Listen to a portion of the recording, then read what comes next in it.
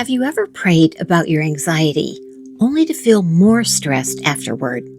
You're not alone. Science actually explains why this happens, and it points to one specific shift that can change everything. Anxiety affects millions of people every day, and while prayer is often a natural response, not all prayer impacts us the same way. What if the difference isn't whether you pray, but how you pray? Today, we're exploring research showing that certain types of prayer, especially devotional praise and trusting expectation, lowers anxiety in everyday people. A 2022 study published in the Journal of Religion and Health analyzed data from over 1,000 participants in the Baylor Religion Survey. Researchers didn't just look at how often people prayed, they examined what people prayed about and what they expected from those prayers. Here's what they found. Prayers centered on praising God were linked to lower anxiety. Simply believing that your prayers are being heard and answered is enough to start calming your nerves. But interestingly, prayers that focused heavily on personal problems like finances, health, or urgent needs sometimes cause higher anxiety. Not because those prayers are wrong, but because focusing intensely on problems can keep your mind anchored in stress. So what's the difference? It comes down to focus. When prayer becomes purely request-based, it can unintentionally magnify what is wrong. But when prayer begins with praise, when you center your attention on who God is, it shifts your internal state. Think of it like looking through a magnifying glass. Whatever you focus on just keeps getting bigger. Praise lifts your focus from your problems to God's character. It builds gratitude, it reduces self-focus, and it creates a sense of safety and stability. And this isn't just spiritual language. It physically affects the body. In a moment, I'm going to show you exactly what happens to your brain when you make this switch. Because this isn't just about feeling better spiritually, it actually changes how your body reacts to stress. Here's the physical side of what's happening. Studies show that prayer can slow your breathing, reduce muscle tension, lower heart rate, and shift your nervous system out of fight or flight mode into a calmer rest and digest state. Let's try a simple shift right now. Instead of saying, God, please fix this problem, I don't know what to do, try this. Father, I praise you for your wisdom. I praise you that you are steady when I feel uncertain. You are greater than what I'm facing. Do you feel the difference? One keeps your attention on the problem. The other anchors your heart in something stable. Using praise when we talk to God is an intentional act of honoring, thanking, and glorifying Him for who He is and what He has done. Revelation 4:11 calls Him worthy of glory, honor, and power, because He has created all things and sustains them by His will. Hebrews 13 verse 15 urges us to offer a sacrifice of praise through Jesus, reminding us that He's the one actually in control when we feel like we aren't.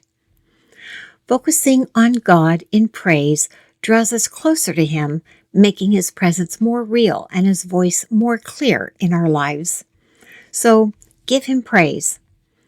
Here are a few simple praise lines you can use anytime. Lord, you are faithful even when I feel overwhelmed. You are my peace in the middle of uncertainty.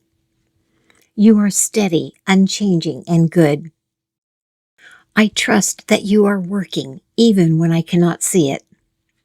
We praise God when we talk to Him because He is worthy. His worth is infinite. Our words are meant to reflect that truth. Praise is both a personal act of gratitude and a communal expression of faith, connecting us to His character, His works, and His presence. Even a few seconds of this kind of prayer can begin to calm your body. If that shift felt meaningful, Imagine building it into your daily rhythm. That's exactly why I created a simple guide called Rest in Him, a daily blueprint for your steps with God. It's designed to help you start and end your day anchored, not scattered. In the morning, instead of rushing into your responsibilities, you begin with a scripture and a moment of honest prayer. You bring what's on your mind, but you also pause long enough to remember that God is present. In the evening, you return again, not with pressure, but with reflection. You notice where you were sustained, where grace met you, and you release what's unfinished. It's not about doing more. It's about being anchored differently. Now, let's talk about how to apply this in a practical way. So this is how to shift your prayer life. Start with praise. Before asking for anything, take 30 to 60 seconds to focus on who God is and praise Him. Pair prayer with Scripture. The Psalms are especially powerful because they give language to both praise and struggle. For example, Psalm 23, "The Lord is my shepherd, I lack nothing." Psalm 46:1, "God is our refuge and strength, an ever-present help in trouble." Psalm 103, verses 1 through 5. These verses are a call to remember God's goodness and benefits. Psalm 27, verse 1. "The Lord is my light and my salvation. Whom shall I fear?" You can turn these verses into prayer, such as, "Lord, you are my refuge and strength. Be my stability today." This is a shift from request-based to devotional prayer. Here's a simple example. This is request-based. "God, please fix my situation. Take this stress away." Devotional shift. "God, you are my refuge in this situation. Even here, you are present. Strengthen me and guide me through it." The request is still there, but it's rooted in relationship, not urgency. Cultivate expectancy. Trust that God hears you, not always in the way you expect, but in a way that is purposeful and steady. Create rhythm. Morning and evening moments of stillness can begin to reshape how you carry your day. It's also important to say this clearly. If you're dealing with significant anxiety, professional support matters. Therapy, counseling, and medical care can be essential. Faith practices like prayer and scripture are not replacements. They're powerful companions when professional help is needed. Prayer and scripture support your mind, your body, and your spirit.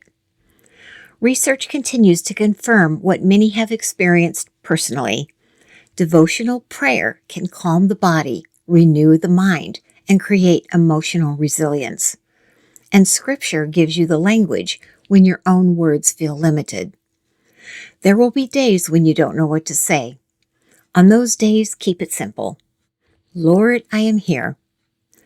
Help me see this day through your eyes. I turn toward you." That's enough.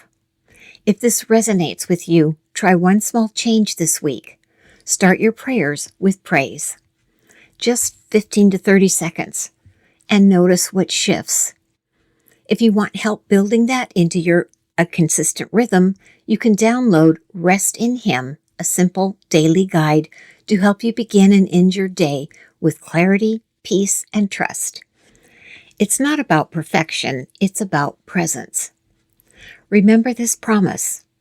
Do not be anxious about anything, but in every situation, by prayer and petition, with thanksgiving, present your requests to God, and the peace of God will guard your hearts and your minds. That's Philippians 4, verses 6 and 7. That peace isn't earned. It's received, often in the quiet shift of how we come to Him. Thanks for watching. I'll see you in the next video.